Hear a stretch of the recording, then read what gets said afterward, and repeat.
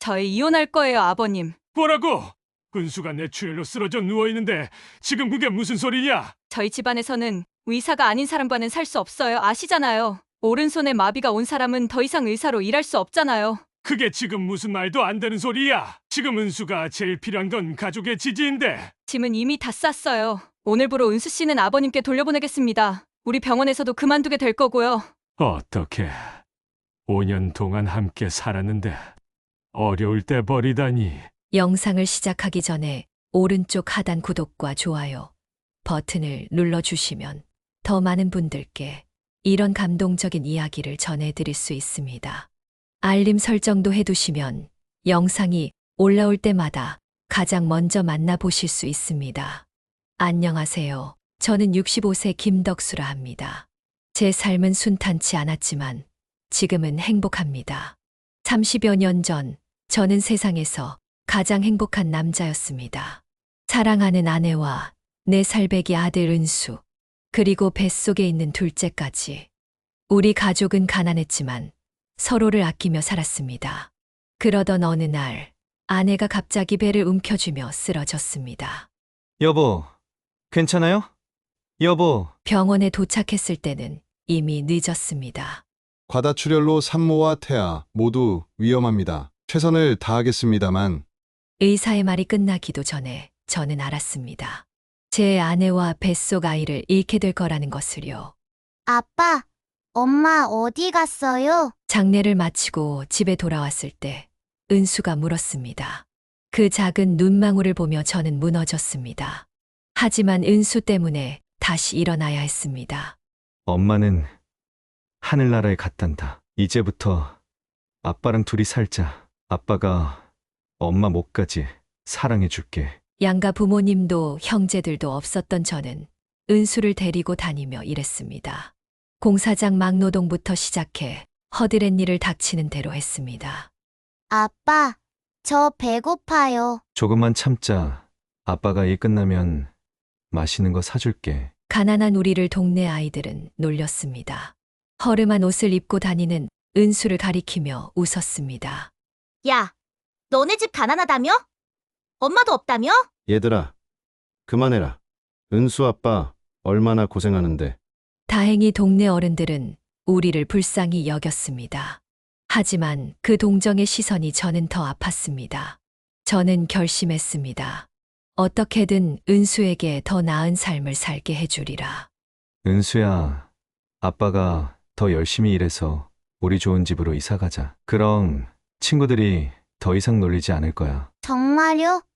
아빠 약속이에요. 그래, 약속하마. 아빠가 꼭 지킬게. 저는 더 많은 돈을 벌기 위해 중고 탑차를 구입했습니다. 할부금이 무서웠지만 은수를 위해 용기를 냈습니다. 택배 일을 시작했고 새벽부터 밤늦게까지 일했습니다. 시간이 흘러 은수는 고등학생이 되었습니다. 철이 들었는지 주말이면 저를 도와 택배 상하차를 함께 했습니다. 아빠, 쉬세요. 제가 할게요. 아니다. 공부해야지. 아빠는 괜찮아. 저도 이제 어엿한 고등학생이에요. 아빠 도울 수 있어요. 그런 은수를 보며 가슴이 뭉클했습니다. 언제 이렇게 자랐을까요? 은수는 어느 날 저에게 말했습니다. 아빠, 저 커서 부자 될 거예요. 그리고 형제들도 많이 낳을 거예요. 우리 집을 북적북적하게 만들고 싶어요. 그래.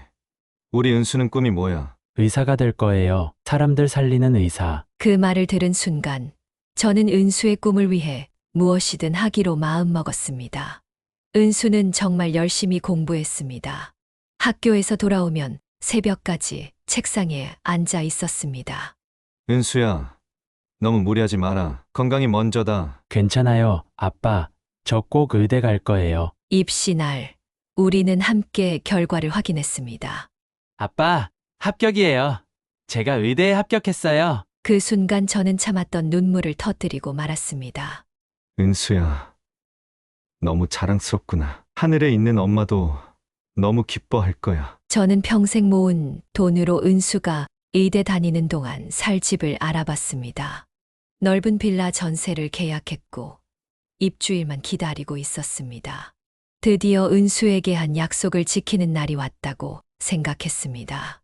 아버님, 죄송합니다만 계약하신 집 주인이 잠적했습니다. 사기였던 것 같습니다. 부동산 중개인의 말에 저는 천둥이 치는 것 같았습니다. 평생 모은 돈, 은수의 미래를 위한 모든 돈이 한순간에 사라졌습니다. 어떻게 이럴 수가. 집에 돌아와 은수에게 모든 것을 털어놓았습니다. 아빠, 괜찮아요. 제가 의대 그만두고 일할게요. 안 돼. 절대 안 돼. 너가 꿈을 포기하는 건 아빠가 절대 용납할 수 없어. 하지만 등록금이 아빠가 어떻게든 마련할게.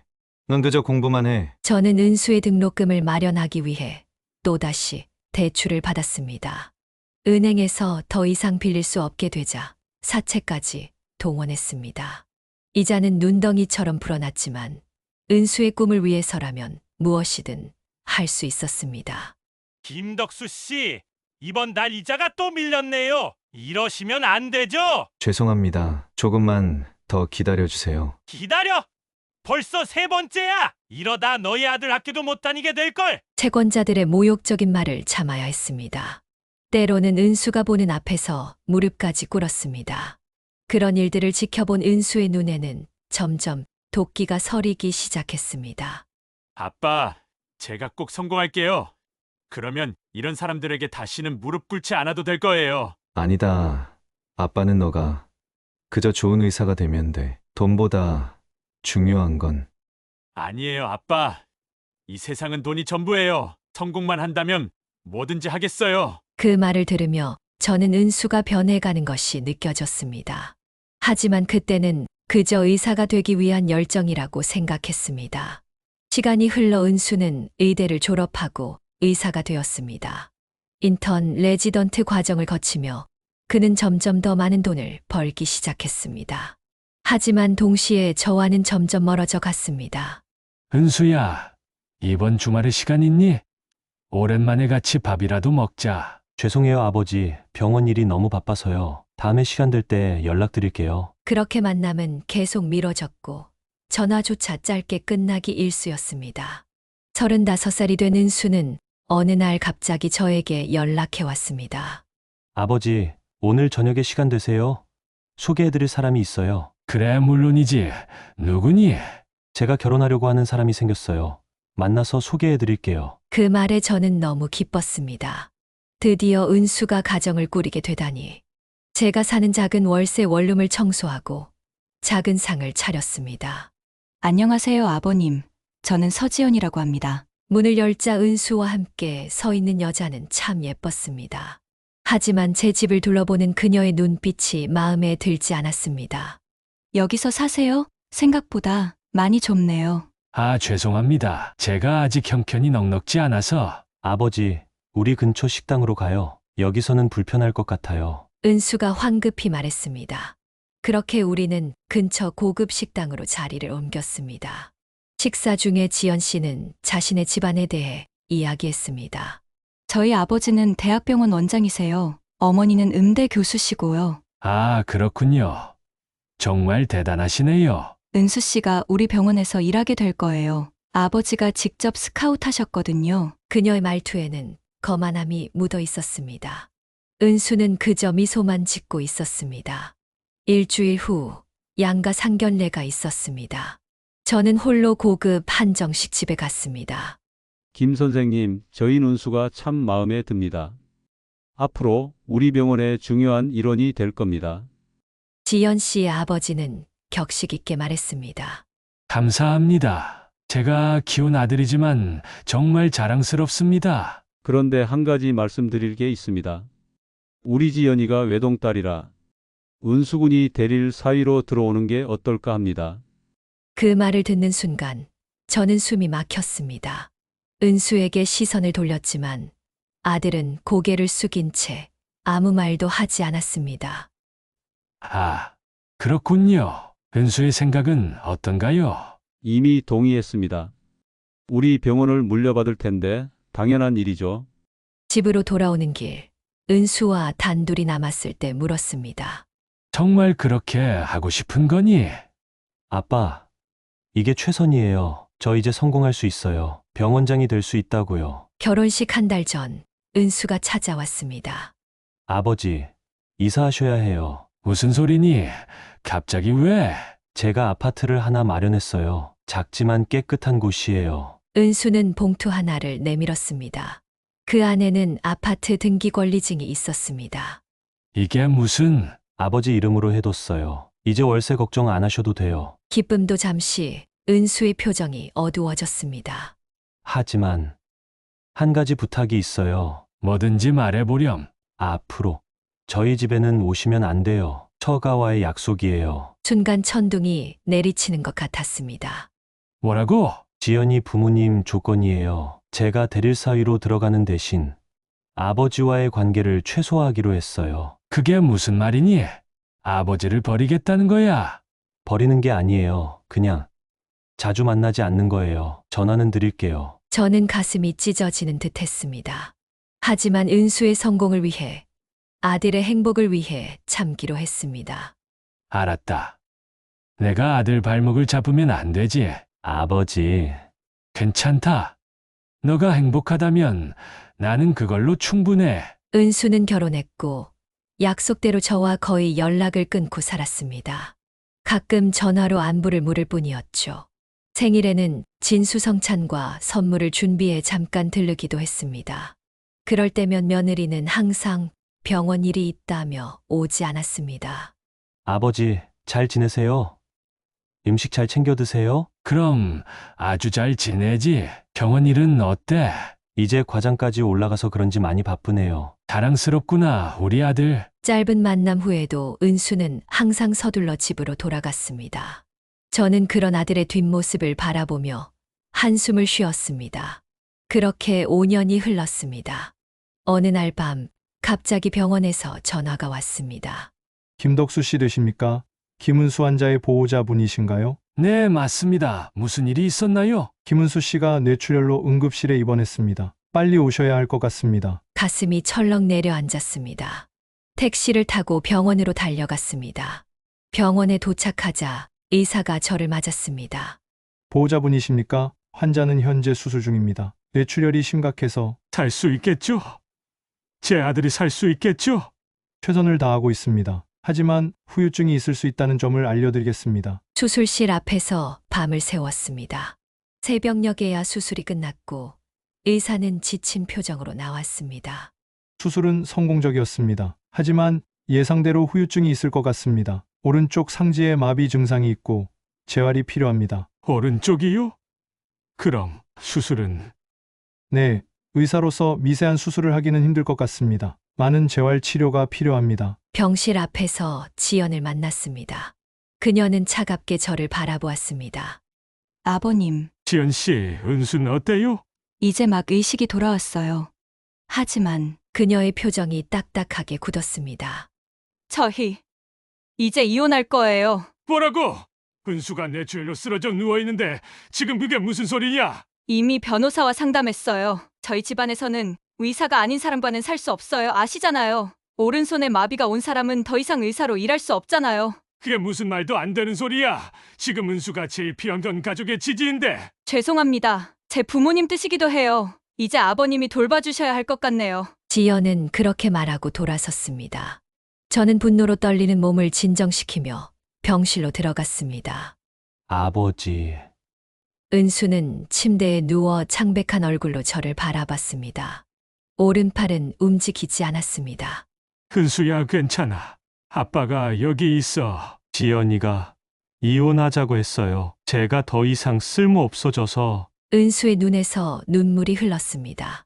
저는 그의 손을 꼭 잡았습니다. 괜찮아. 이제 예전처럼 아빠랑 같이 살면 돼. 죄송해요, 아버지. 저 때문에 고생만 하시게 해서. 말도 안 되는 소리. 너가 내 아들인데 무슨 고생이니? 2달 후 은수는 퇴원했고 제 아파트로 돌아왔습니다. 그동안 이혼 절차는 모두 마무리되었습니다. 지연의 부모님은 한 푼의 위자료도 주지 않았고 오히려 은수가 지연에게 위자료를 지불해야 한다고 주장했습니다. 이런 식으로 5년을 버렸는데 모욕까지 당해야 하다니. 은수는 괴로워했습니다. 자신의 선택이 잘못되었다는 것을 깨달았지만 이미 늦었습니다. 괜찮아. 이제 우리 둘이 잘 살면 돼. 저는 은수의 재활을 돕기 위해 온 정성을 다했습니다. 아침마다 함께 운동하고 병원에 데려가고 마비된 손을 위한 마사지도 해주었습니다. 밤늦게까지 인터넷을 뒤져가며 재활에 좋은 방법들을 찾아보기도 했습니다. 처음에는 은수도 무기력했습니다. 자신의 상황을 받아들이기 힘들어했고 종종 화를 내기도 했습니다. 아버지! 그냥 내버려 두세요.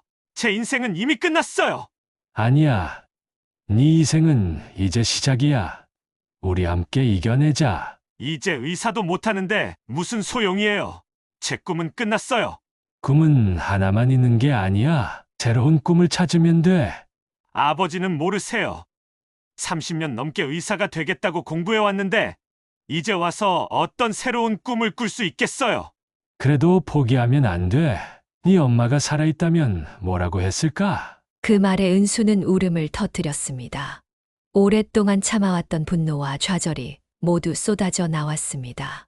시간이 지나면서 은수는 조금씩 마음을 열기 시작했습니다. 함께 산책하고 예전 이야기를 나누며 웃기도 했습니다. 아버지, 어렸을 때 제가 너무 철이 없었죠? 아버지가 그렇게 고생하시는데. 그래도 넌 항상 아빠 자랑이었단다. 아버지, 저 정말 후회해요. 처가 때문에 아버지를 외면하고 성공에만 눈이 멀어서 정작 중요한 걸 놓쳤어요. 이미 지난 일이야. 지금 우리가 함께 있다는 게 더 중요해. 지연이가 떠날 때 한 말이 계속 생각나요. 쓸모 없어졌다. 그 말이 맞는 것 같아서 더 괴로웠어요. 절대 그런 말 하지 마. 넌 내 아들이야. 그 자체로도 충분히 소중해. 은수의 재활은 쉽지 않았습니다. 어떤 날은 진전이 있는 것 같다가도 다음 날에는 다시 원점으로 돌아가는 것 같기도 했습니다. 하지만 포기하지 않고 계속 노력했습니다. 아버지, 오늘은 좀 나은 것 같아요. 손가락이 조금 더 움직여요. 그럼 조금씩 나아지고 있어. 급하게 생각하지 마. 6개월이 지나자 은수는 스스로 밥을 먹을 수 있게 되었습니다. 1년이 지나자 오른손도 조금씩 움직일 수 있게 되었습니다. 아버지, 제가 젓가락을 들 수 있어요, 봐요. 정말 대단하구나. 너가 해냈어. 아직 많이 떨리지만 그래도 희망이 보여요. 은수의 눈에서 이전에 보이던 도끼 대신 따뜻함이 느껴졌습니다. 병을 통해 그는 많은 것을 깨달은 것 같았습니다. 저 역시 아들과 함께하는 이 시간들이 제 인생에서 가장 소중한 순간들이라는 걸 깨달았습니다. 2년이 지나자 은수의 후유증은 거의 사라졌습니다. 미세한 수술은 어렵지만 일반 진료는 가능할 정도로 회복되었습니다. 아들은 작은 동네 의원에서 일하기 시작했습니다. 아버지, 오늘 환자분이 제 진료받고 정말 좋아지셨대요. 70대 할머니신데 혈압약 처방해드렸더니 훨씬 편해지셨다면서 고마워하시더라고요. 그치, 환자 한 명이라도 도울 수 있다면 그게 진짜 의사지.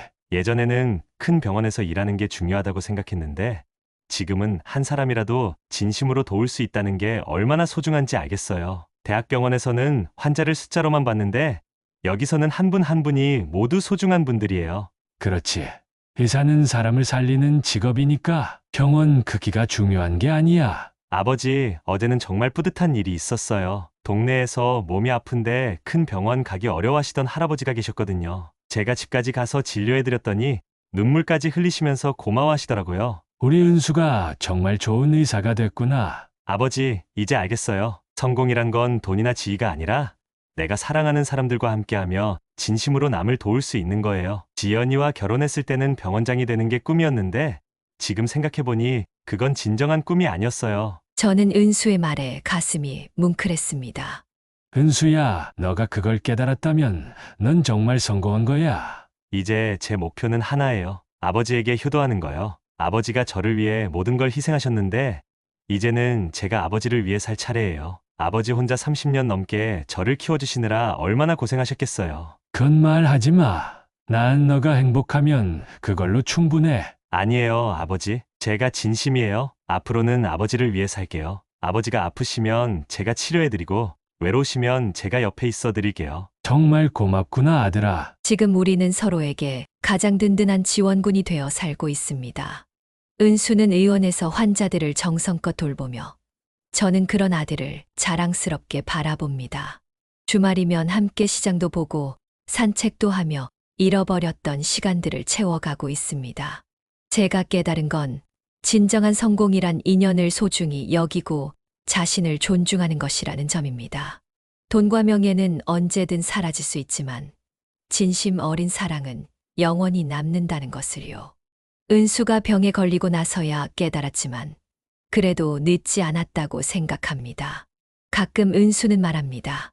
아버지, 저 다시 결혼하면 형제들 많이 낳을 거예요. 아버지가 손주들로 둘러싸여 북적북적하게 살 수 있게요. 이번엔 진짜 좋은 사람을 만날 거예요. 아버지를 존경하고 사랑할 수 있는 그런 사람이요. 그래, 좋은 사람 만나라. 하지만 급하게 생각하지는 마. 네, 이번에는 신중하게 할게요. 돈이나 지위보다는 마음씨가 착하고 가족을 소중히 여기는 사람을 만날 거예요. 그 말을 들을 때마다 저는 웃음을 짓습니다. 제 아들이 다시 순수한 꿈을 꾸게 되어 기쁩니다. 이제 우리의 이야기는 새로운 장을 향해 나아가고 있습니다. 늦었지만 진정한 행복을 찾은 저희 부자의 이야기였습니다. 여러분도 이 영상을 보시고 용기 내어 새롭게 시작하시고 싶은 분이 있다면 댓글로 여러분의 이야기를 들려주세요. 구독과 좋아요, 알림 설정까지 해주시면 더 좋은 영상으로 보답하겠습니다. 노후의 이야기였습니다. 감사합니다.